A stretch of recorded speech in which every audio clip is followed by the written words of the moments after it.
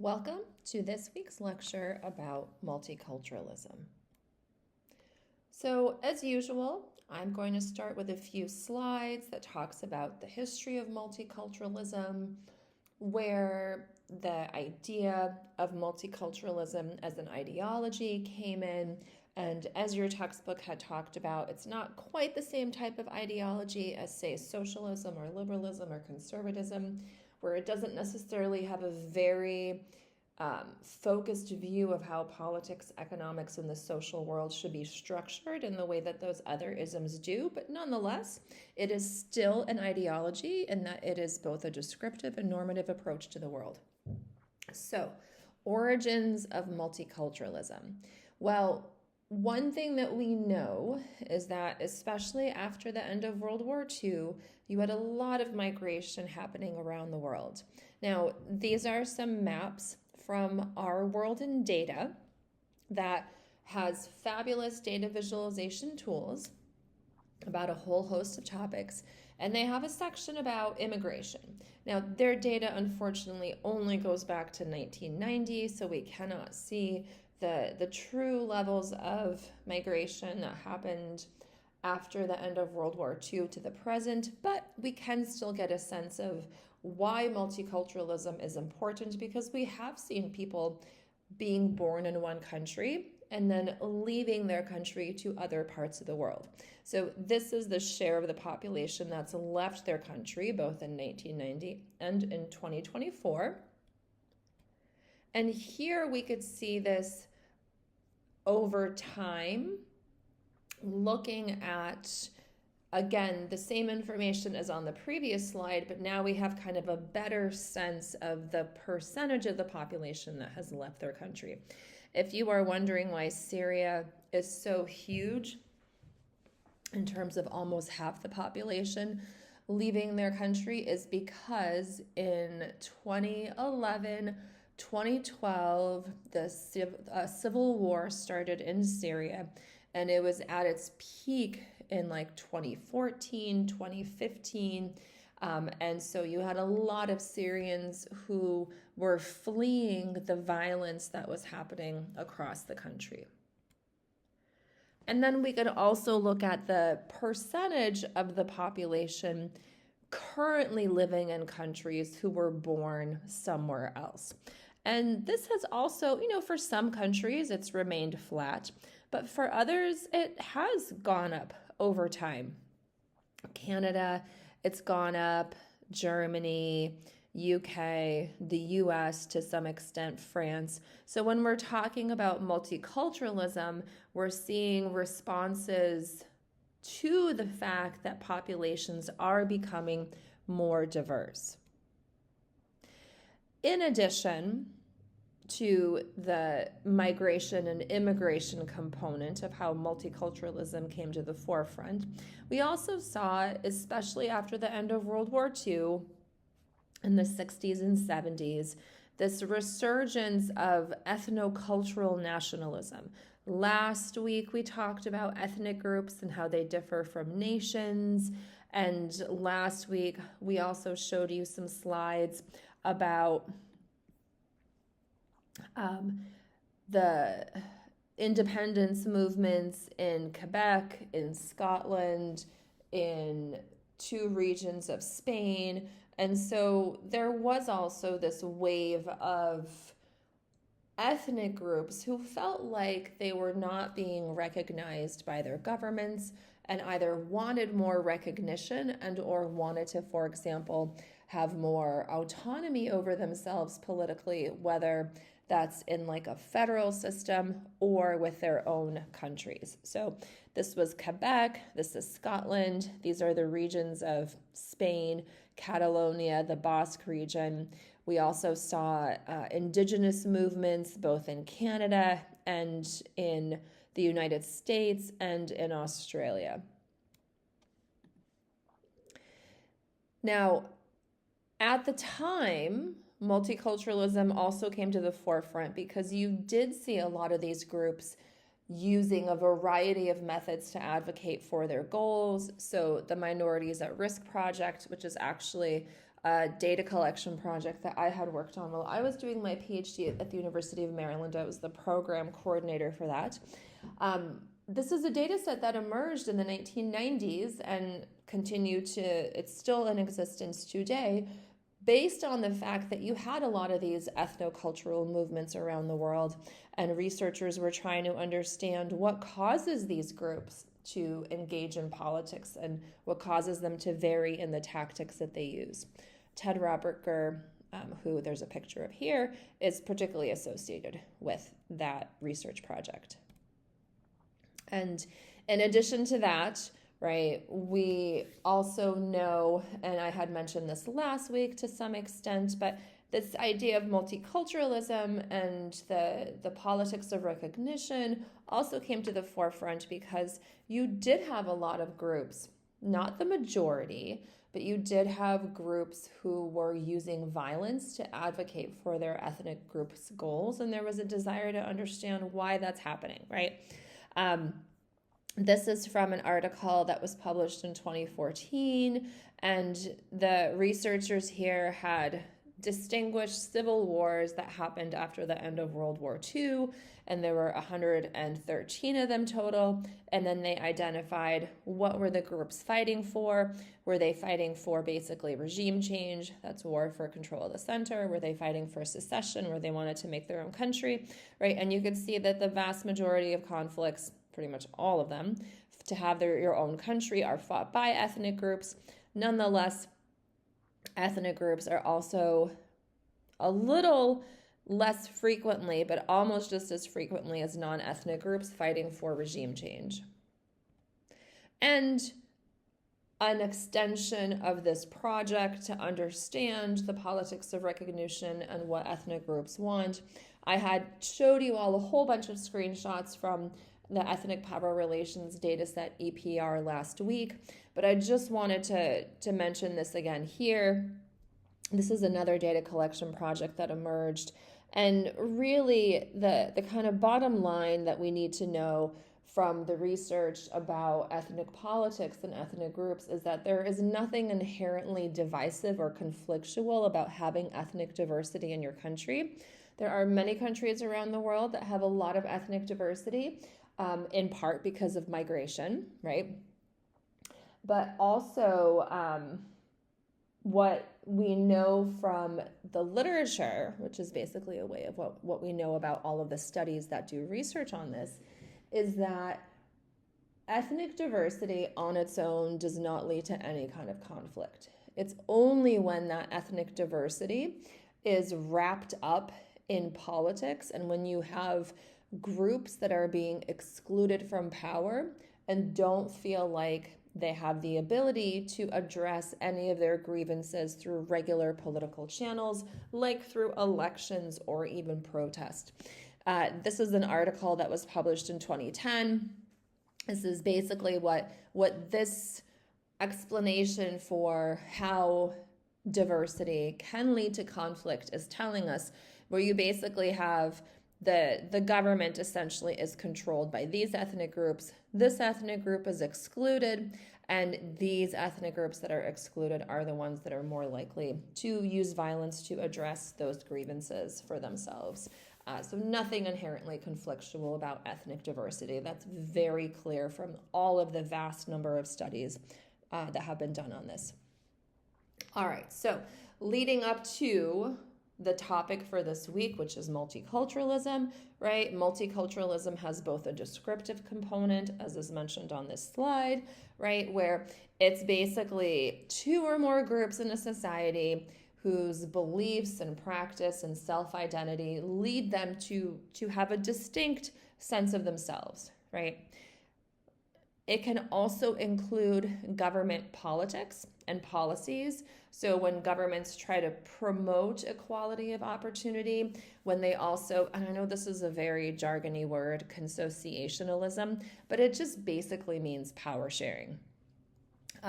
These authors here, Lars Erik Cederman, who was actually involved in the creation of that data set that I just showed you on the previous slide, they wrote a book that basically talked about do power sharing agreements where you have power in the government explicitly set up so all of the ethnic groups have some access to it, does that lead to peace, right? And the short answer, yes.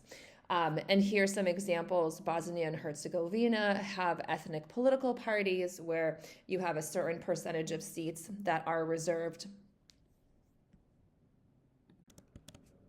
So as I was saying, you have a certain percentage of seats that are reserved for parties in Bosnia and Herzegovina. Same thing in Northern Ireland. In Northern Ireland, because of the Troubles, this initially peaceful, then violent movement, not all Catholics in Northern Ireland supported the use of violence, but there was a violent organization, the Provisional IRA or the Provos. That conflict was also resolved through a power sharing structure. So that's what we're talking about when it comes to consociationalism, specifically sharing power among different ethnic groups. So 5 core themes of multiculturalism that we're going to talk about now. The first is post-colonialism. So Edward Said is he was a professor at Columbia University in New York. He is also Palestinian. And so in addition to writing about the Palestinian independence movement, he wrote a book called The Question of Palestine and really advocated for Palestinian rights through peaceful means. He also wrote this book called Orientalism that basically made the case that a lot of what we were seeing in politics, in culture, in society was a very Eurocentric view of the world with a lot of stereotypes and just negative tropes about different parts of the world. He said Orientalism because there was this sort of quote unquote exotic view of the Middle East and North Africa. And he was really calling that out and challenging it. There is a video that you can watch here from the BBC. It's very short that talks about Orientalism. And what this post-colonial element of multiculturalism does is it tries to identify situations in which you have a politically dominant group. Now, that politically dominant group does sometimes tend to be also a population majority, but not always. Right, so you have a politically dominant group and other groups in the country, say minority groups, feel like their views and their culture and their identities are not being respected, right, for themselves. So this is a book that really tried to identify the way that Arabs in particular are viewed in Hollywood, and oftentimes, especially after 9/11, it was a lot of Arab terrorists. And probably some of you have seen Aladdin at some point when you were kids. Aladdin, if you watch it now, the opening lyrics have changed, but these were the original opening lyrics to the Aladdin movie that came out, I think in the 90s, I want to say. And so it was very much engaging in stereotypes about Arabs in the Middle East. And we not only saw this post-colonial movement, which really just kind of focuses on the fact that, yes, colonialism has ended, but it continues in this perpetuation of Europe being still dominant when it comes to culture and politics and economics. And we saw this in the United States as well. Another core theme of multiculturalism is the politics of recognition, which basically argues that, yes, in liberal democracies, it is absolutely imperative that we have individual rights, that those rights are protected. But when it comes to identity groups, when it comes to ethnic groups, especially those that have been marginalized, that this marginalization has not only happened through legal means and political means and economic means, but also through cultural means. And so just protecting individual rights is not going to be enough to kind of bring up those marginalized groups to the same level of opportunity as the dominant groups in a country. And these are some Sunni voters in Iraq. The reason why I included them here is because before the US overthrew the Saddam Hussein regime, the Sunnis, as an ethnic group, were basically in charge. Saddam Hussein was Sunni. He came from the Sunni side of Islam, Sunni Arab. And so his ethnic group, and in particular, like his family and members of his family and the area in Iraq that he grew up in, were really privileged, to the detriment of Shiites who live in Iraq, who actually make up the majority of the population, but they were completely excluded from power. So what happened after the US invaded and after Iraq had its first election is, which this makes sense, Shiites gained a majority in their legislature because they make up a majority of the population. And so Sunnis now felt disenfranchised, and they wanted the Iraqi government, the Shiite government, to recognize that they also needed to have some rights and responsibilities and some duties, and they needed to have the government treat them with respect, because what had happened is there was a lot of actually government repression from the Shiite-led government. Another core theme of multiculturalism is the idea of culture and identity. That culture, which is what this definition is here, is really an important component to political and social identity, right? That culture is something that's passed along from one generation to the next through learning, and that culture is an important part of how people identify and how they operate in the political sphere as well. So this culture and identity has two components. One, communitarianism. I know we're dealing with a lot of long jargony words this week, but basically the way to think about it is, unlike liberalism's view that the individual is supreme, right? And that we have like this universalistic view that all individuals want the same things, that we have a universal declaration of human rights in the UN Charter, and those human rights apply to every single person because we're all kind of the same with respect to the rights that we want and have. Communitarianism says that, yeah, sure, that's true, but people are actually embedded in specific communities in these different groups, and that's what kind of shapes the way that they view the world. And then the identity politics component of it, and I know that identity politics gets an especially bad rap in the United States. It's a very polarizing and politicized term, but essentially what identity politics is that you have groups who feel like, on the basis of their identity, whether that's racial, ethnic, linguistic, religious, that they've been discriminated against either specifically and intentionally by the government and or by society, right? Whether that's intentional or not, and that these groups basically want to advocate for themselves because their identities are important, and they want to redress some of those disadvantages that they have.